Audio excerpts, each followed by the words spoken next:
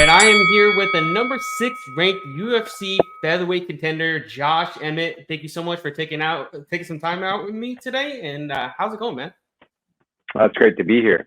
Yeah, everything's going good. So I'm just back to reality and yeah, just having a good time with friends and family. And I've been going out to, a lot of lunches and dinners, that's for sure. Well, that's great, man. I know, the New Year's has come and passed. You had, a lot of things going on after your huge win at UFC 296. But before we get into that, I kind of wanted to talk about, everything that came into UFC 296, right? There was a lot of ups and downs. You had back-to-back losses for the first time in your career.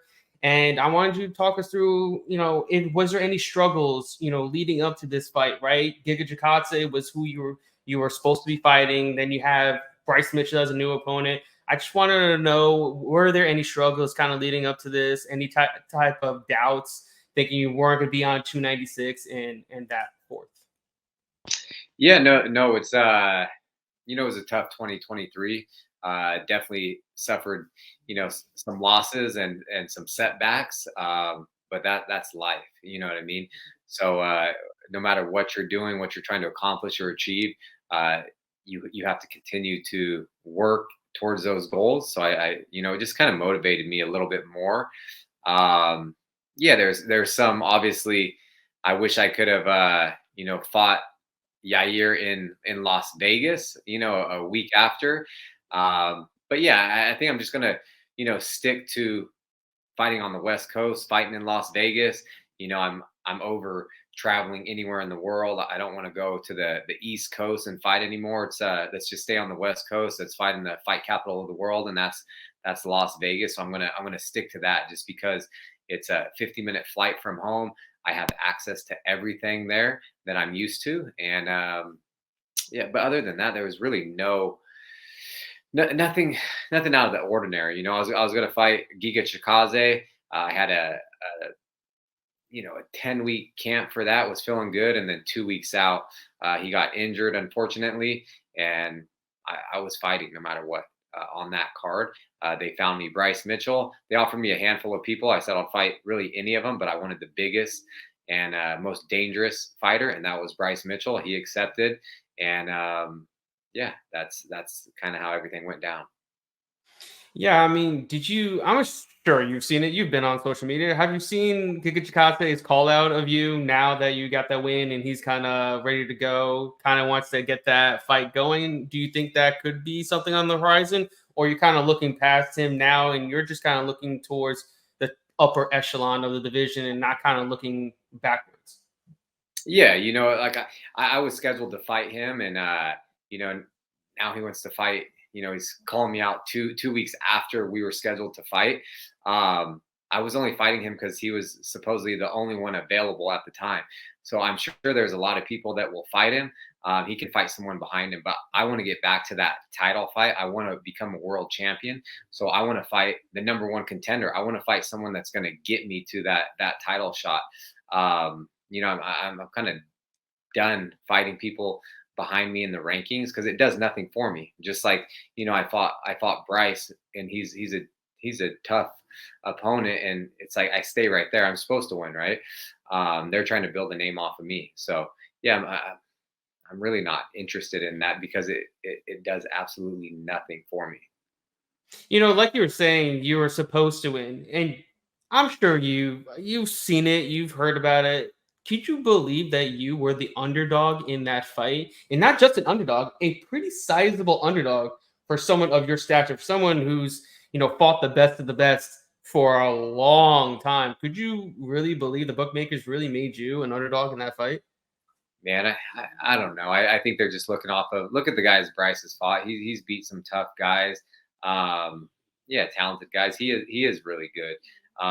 Vegas, I don't know who these the odds makers are, but a lot of times, I'm always the underdog. But hey, I don't care. A lot of like fans and friends they enjoy that, because Oh, absolutely. yeah, they love it. So Well, you cashed in. I mean, as a big underdog in just under 2 minutes. And let's talk about that vicious knockout that's on majority of people's list of the knockout of the year. It's arguably one of the like devastating knockouts I've probably ever seen watching in the UFC, because I've never seen anybody get knocked out that bad to the point that they're shaking when they're out cold. What can you walk us through, like, during that moment where you landed the kill shot and then you held back, which is not easy to do. So can you kind of walk us through that? Yeah, that's a picture perfect. It's like the best case scenario.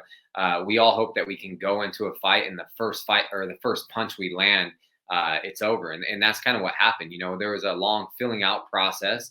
I was kind of working the body a little bit, and then that's really the first shot I threw 100%, and I landed. It was bullseye. It landed right on the spot. I actually hit him right kind of between his Oof. eyes on the forehead. And it was hard. I threw everything I had into that punch, and he was also coming in. I was just waiting to kind of slip outside and time a punch. If he threw a jab, I was going to come over the top with the overhand right, but he threw a straight right, and he was fighting me on a orthodox stance, and he's normally a southpaw. So I thought that was a little different when I was actually fighting him, like going through my head. Like you always have these, at least I do. I'm like talking to myself. And I was just telling myself, I'm like, man, it's kind of weird that he's fighting me orthodox, because he's traditionally a southpaw. And I thought that was odd. So I waited. He threw that right cross, and I just split it, but just came right over the top with overhand right.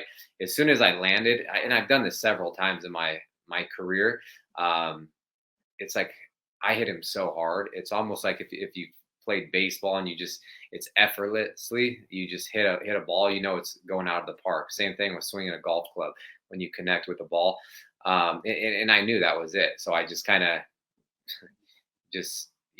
stood over him. I think it's sweeter walk off KO. It looks better. And he was out cold. And I, like I said, I've done that several times. I don't want to follow up and inflict even more damage on someone that's out. And I'm very aware of what's going on in my fights. And, as soon as I saw he was out, that's it. I didn't need Herb Dean to pull me off. I wasn't going to hit him.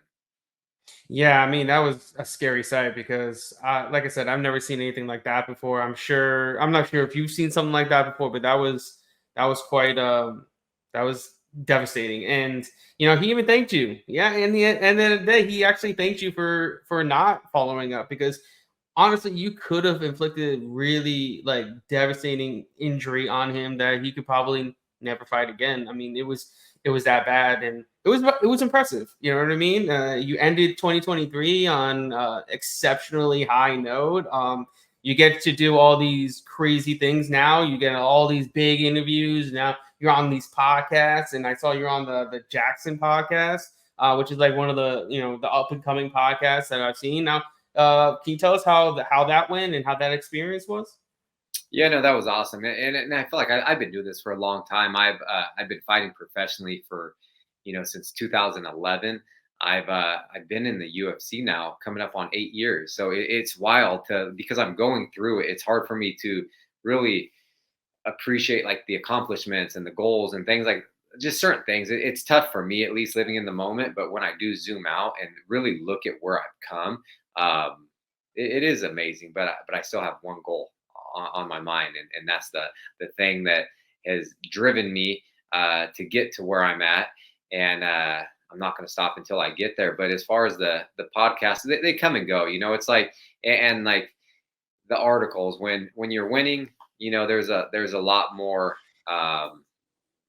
There's just a lot more that goes into it, or not. That's around. It's like when you're winning, that's when everything's going great. I've been on both ends. When you lose, it's kind of silence. You don't really get a whole lot of recognition. You don't get a whole lot of just different things. And I believe a lot of fighters that we should all be rewarded, because it's even people that aren't at the highest level, people that are fighting on the regional scene, even people that have amateur fights. Like I give anybody the most respect, highest respect, that steps foot into a cage to go fight somebody, because it's so it's wild. You don't know what's going to happen. It could be someone's last fight. It could be their first and their last fight ever. It's a dangerous hobby to have when you hear about people saying, "Hey, I just want to have an amateur fight because I think it'd be fun." I'm like, man, you should try another hobby. But yeah, the Jackson podcast was awesome, man. I went down there. Bear is a good dude, and then of course, Rampage Jackson, pioneer, legend of the sport. Been a huge fan of his for a long time. So it's so crazy to even just talk to these legends that I grew up watching. I started watching Rampage when he was in Pride, before he came to the UFC, and before I was watching the UFC before it was even mainstream, and back in '99, and when they had one or two pay-per-views a year, when I was in high school, or I was a freshman. But it's wild for those guys to just tell me that they're impressed by me. And I've had a few different experiences like this. Even Tito Ortiz one time, one of my favorite fighters ever. I ran into him at an event, and he told me he was a big fan of me, and I'm just like, man, that's wild, because he was my favorite fighter growing up. And even BJ Penn, years ago, he told me, he was a fan of mine as well. And I'm like, it's just hard for me to kind of take that in, because those are legends and people that I grew up watching. So it's different to be on the other end of that conversation. Yeah, I mean, it's awesome. You're starting to get the fruits of your labor, right? You should be getting recognition, whether you're winning or losing. You're fighting in there. You're getting in there with, legit killers, and it's not something that any Joe Schmo like myself can go in there and do. So, I mean, anybody getting in there should get the recognition that you guys deserve, and you're getting that right now, ending the 2023 year on such a great note. And like you said, you're looking forward, the future, and you want to get that title shot. I feel like you've been saying this on numerous podcasts out there. From what I've seen, a ton of interviews, you want that shot against Max Holloway. Am I correct? Yeah, yeah. He's also one of those legends. He's one of the greatest featherweight champions of all time, and I believe he's right behind Volkanovski when you talk about that. As far as that's the conversation, I think of Volkanovski, Holloway, and Jose Aldo. Holloway's fought everybody. He's cleared out the division in front of me. He hasn't fought me. It'd be an honor to fight him, and that is the fight I want. Because he's one of the best. That's why he's in that position. I believe I'm one of the best. I want to fight one of the best. You have to beat the best in order to be the best. You know what I mean? So I have such high self belief of myself. I know what I'm capable of. Yeah, and I want to make a run at that title. I was so close earlier in 2023, and I came up short, and it eats at me. So I'm doing everything I need to put myself in that position again, and take home gold. Yeah, I mean, if you think about it, Max Holloway's fought everybody in the division, and you're literally one of the only guys he really hasn't fought. I mean, it's at the point where it should just be set in stone at this point. I mean, I don't know who else Max Holloway can really, go in there against, unless he's moving up in weight and fighting someone at 155, which I don't see happening. So I feel like this should be the next step for you in your career, and the next step for Holloway in his career, because at the end of the day, he's trying to get to the title just like you are. And Yep. I feel like you two are the upper echelon. You two are the two best outside of the guys that are fighting right now they're going to be fighting next month for the title. And I feel like that's the way it should go. Is there anything on the horizon yet? Do you feel like you could be fighting maybe first half, or you don't know anything yet for 2024? Nothing's really, no rumblings yet. Yeah, no, I haven't heard anything yet. I'll probably get back in there. I don't know. Probably like International Fight Week would be good. Ooh, that'd be a Um, great fight. yeah, and they just announced, McGregor is going to fight Chandler on that card, and typically it's around the 4th of July, but now it's going to be the end of June, so I believe it's June 29th. So Yeah. I would love to get on that card. There's going to be a lot of eyes on, that main event, and so it'd be awesome to get in there, and if it was Holloway and I could see us like be in the co-main event, or we'd definitely be way up there unless there's some other title fights on that card.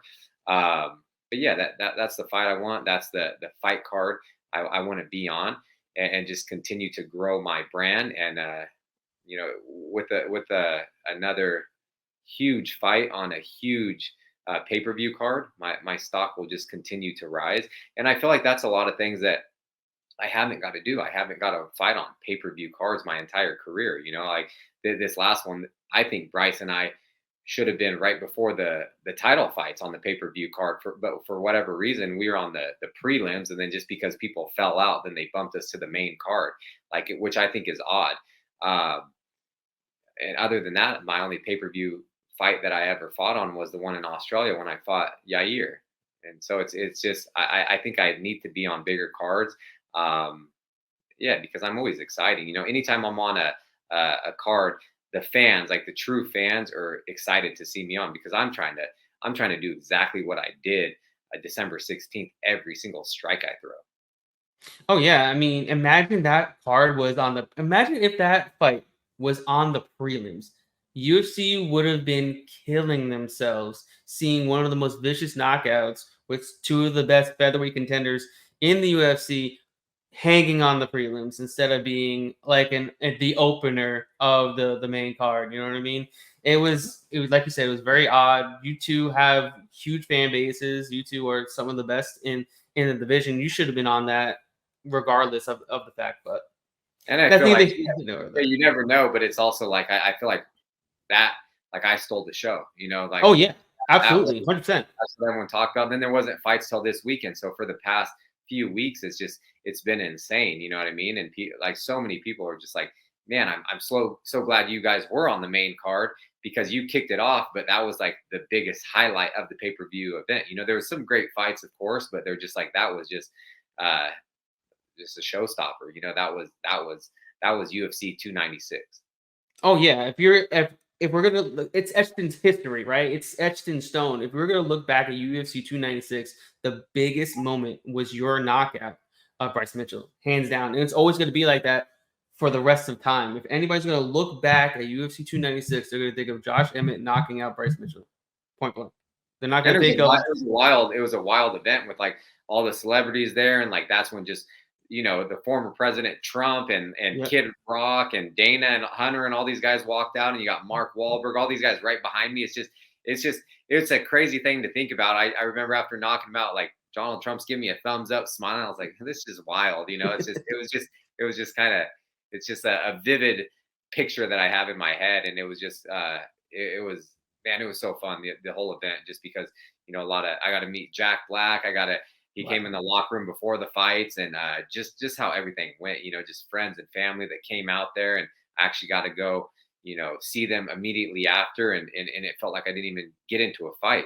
But I'm glad Bryce is doing good, and I'm glad he took the fight and everything like that. So it's yeah, it was a awesome weekend, to Yeah, say the that's great to hear. That's really great to hear. I mean, like you said, it's gonna be something you're gonna remember forever. It's gonna be something everybody's gonna remember forever. And it was a great fight, great win, and now you get to look forward to 2024 and hopefully fight for at least a number one contender fight. I mean, we're at this point where you should be only fighting top three fighters in the division at this point. I mean, I agree. let's be honest. You only fought the best, lost to the best. You should only be fighting the best, and the best is ahead of you, no one behind you at this point. But before I let you go, I wanted to know: do you have a message for your fans that will be eagerly awaiting your return to the octagon? Yeah, no, just like the fans that have been there since the beginning, and just the new fans. It's like I appreciate everyone's support.